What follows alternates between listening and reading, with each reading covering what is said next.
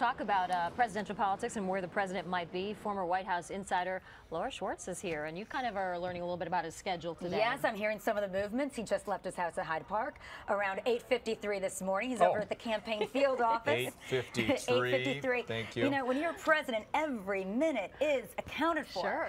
He's over there making some calls, just visiting with the folks at the field office that have worked so hard. This is the same area that he went to in Hyde Park after he early voted a few weeks ago, and he stopped to make phone calls to Iowa supporters. So it's kind of a nice way to come back, make a nice visual, because he did early vote. So you're not going to see him at the polling booth today, but you will see him at the headquarters as those pictures come out pretty shortly. All right. You've been keeping your eye on voting today in terms of Mitt Romney and Paul Ryan, Joe Biden. What have you noticed? What are your observations? Well, Mitt Romney was just in Boston with his wife, Ann. They casted their vote. It took about 3 minutes, all told. Came right back out. I guess when you know who you're voting for, and Mitt Romney, I hope does, it's pretty fast. So he's off to Cleveland. They asked him his thoughts on Ohio. He said, "I feel great about Ohio."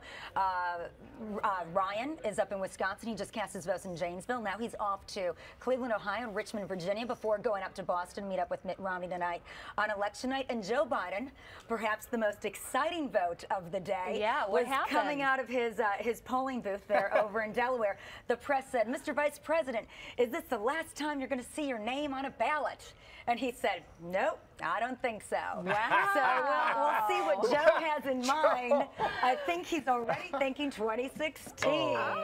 So that will add to some good fodder. Yes, so it it's will. never too early to start thinking about 4 whatever years. you think about him politically, the guy is always just making news wherever he goes, saying something, doing something. Whether he wants to or not. Yeah, I know. That's the thing. Hey, it gives us something to talk about today, because until Romney and Ryan are really out at their rallies, you know, President Obama's going to be making radio call-in interviews and satellite media tours. You know, we're not really going to see him.